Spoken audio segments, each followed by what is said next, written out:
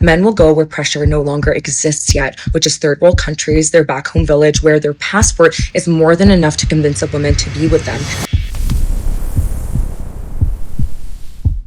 Whenever we talk male loneliness, why do you think you're the solution? Describe it. Let's talk about it. The male loneliness epidemic isn't going to be solved by men finally doing the healing work and becoming better. I believe many are going to find a loophole, and I want you to stay with me. Think about one of the factors to male loneliness in the first place. Women in the West have agency, we have education, and we don't need men for safety and survival like we did before. So instead of rising up to the occasion, men will go where pressure no longer exists yet, which is third world countries, their back home village, where their passport is more than enough to convince a woman to be with them. And so they can find a woman in those places who are still willing to mother them, and places where a woman still needs a man to depend on to survive. Now, this isn't new. We all know a guy who went back home to get married and bring his wife back to North America. But what I'm saying is we're going to start seeing it at a larger scale than ever before. And the pressure was never going to make them better. It was just going to make them shop somewhere with lower standards. And maybe I'm prophesizing and I could be wrong, but I guess we'll have to wait and see. So let's play around with this a little bit. All right, let's dissect this. First of all, when we look at male loneliness, right? You always start the premise, all these videos always start with the same. There is a male loneliness epidemic.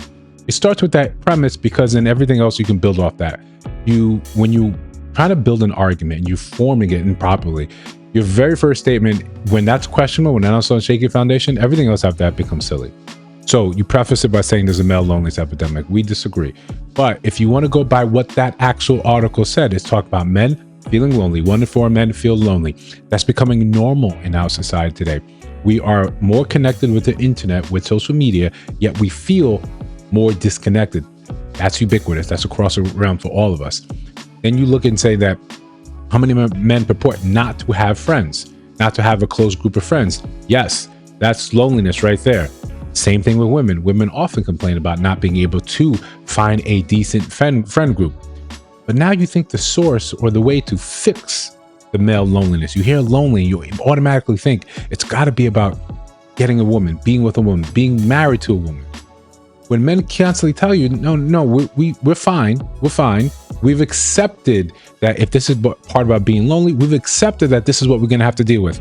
If it means I can have peace instead of being with you in a chaotic way, they're going to say, okay, I want to do this. Meanwhile, there's going to be others that still get together and they're fine with it. They're happy with that. So no one is running to actually fix the existence of what's happening here, right? Men aren't making think pieces screaming about their loneliness or about how terrible it is, right? But one, yes, men are taught to deal with that inside, but by and large, it's not the most pressing things because we've been lonely forever. Yeah, we've dealt with that feeling of being alone. It's not new to us. It's not critically the worst thing that could happen to us. You were like that when you were 16, when you were 13, when puberty first hit, and you yearned to be part of something, part of a group, part of a relationship, and that didn't happen. You had to learn how to deal with stuff yourself. Then you take the ones that actually learned all this stuff, right? Well, we're going to get to the passport thing soon. You take the men that actually learned, okay, I've got to learn, I got to be healed, I got to be healthy, and they turn around and still decide, yeah, I don't want to be married. How do you explain that? The ones that actually did the work and said, okay, I've done all these things, I don't want to be married.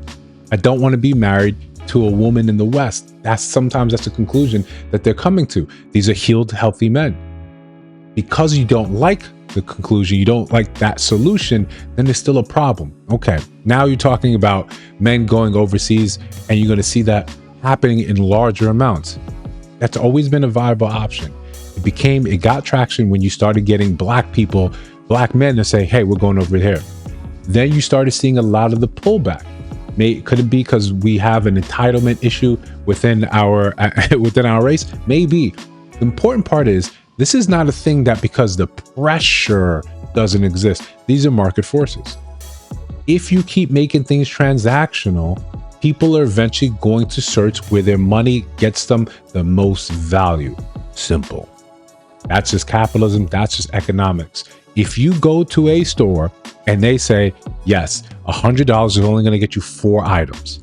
You need 17 items, but you're only going to get 4. That's what we're telling you. That's what's happening in dating. You can get these 4 items, same price. Or you can change the script. It's not pressure. It's just value. You can go somewhere else and you can get 34 items for that money. You decide. Now, we make it seem like it's such a simple thing that these men that can't do anything here suddenly go to, no. If you're getting your passport, you're developing enough money to transport yourself from here to over there. Even if you make the mistake, right? Even to make the mistake of bringing her back here, don't do that. A lot of men are just going to go and leave. They're going to go and say, all right, I'll just live over there. Expats have been a thing forever. Most people are looking at themselves and our cohort is getting to the age where they're staring retirement down and they're thinking, do I want to be here? Not for lack of ability, but do I want to live here in the States? I can live elsewhere. I can live multiple elsewheres.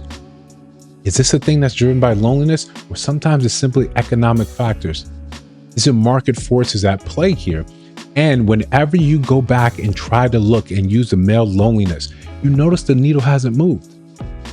Okay, you keep screaming that men are lonely, and then you keep screaming, I thought men were lonely. How come they're still not approaching?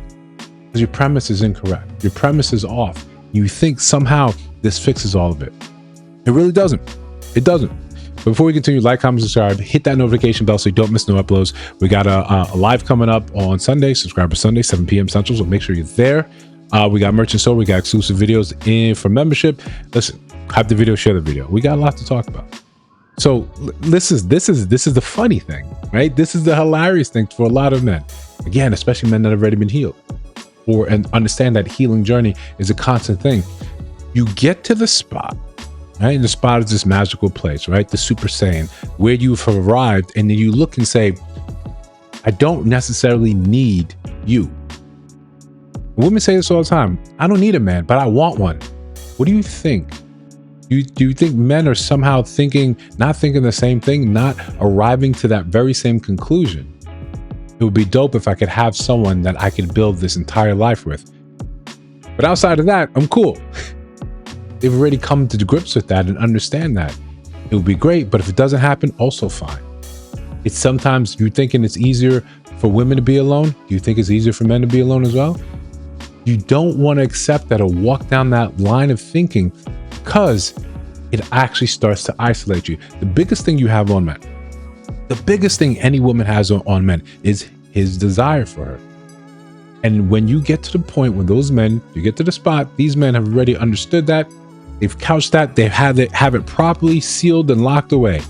You like a system having too much pressure in it. You let it off in proper spurs, okay, but it no longer controls your entire life. So what do you end up doing? You know what I'm saying? Great. I can admire you from afar. I'm going out to the bar. I'm going out with some friends. I'm going out just to get out. And I see something great, beautiful around me. And I just look, I observe, I nod, I go about my business. Same thing in a grocery store. Same thing in the gyms. Now you have women saying, we're making the eye contact. Why aren't you approaching? I've had to deal with this lust, this loneliness feeling forever. You've got to a point where you master it and you understand it's not worth it. The juice isn't worth the squeeze. But what do you see? This is a hard thing for a lot of women, a lot of these creators to accept, that it may not matter the way you view this loneliness. You keep defining it in the ways for men by you. Through you, this is how you look at loneliness. Through you, this is what men are missing. You think men, the solution to male loneliness is a woman. It ain't. It ain't. You think that, okay, we carry the emotional load. You can, cool. But when we're single, whose emotional load am I carrying? I'm carrying my own. And I'm looking and saying, you know what? Through my own experiences, I may not be worth bringing a woman that close into my life. Sure, I can enjoy you. We can go out. We can have fun. We can have fun outside of the bedroom, inside the bedroom, all that. But I'm not going to commit down to the road to get married to bring you that close and then ignore all the dangers about that. When you won't even have the real conversation, when we even talk about stuff like prenups and it all gets down to accusatory, you think this, all becomes an emotional lump. Men say, you know what? I'm not going to do that with you, right? I'm not going to do that with you. In a very healed and healthy manner. If we can't, you want this is how you get it. You can't accept that, then we don't have to do that. I'm not burning with desire to marry you, to enter in a contract with the state without any protection, any provision. No. If you can't accept that, you have to accept that men, as you deem them, this loneliness epidemic, somehow they're fine with it. Even the detrimental aspects of it, even if you're saying it's leading to the increase in suicide amongst men. Yeah, that's men are looking and say, if you're responsible for getting your mental health in order. If not, then you have a trouble, but I cannot force another man to do that. I can be in a shining example of it. But if he's not willing to go that far, he's not willing to go that far. I cannot lead that horse to the water. Well, I can't force him to drink. I can lead him to the water. At the end of the day, male loneliness won't be solved by a woman. Won't be solved by him getting a girlfriend. Won't be solved by him getting married. The woman, he looks and says, that's not what I actually want. You got to stop using it as the jumping off part of any type of your argument. It's weak. It's weak.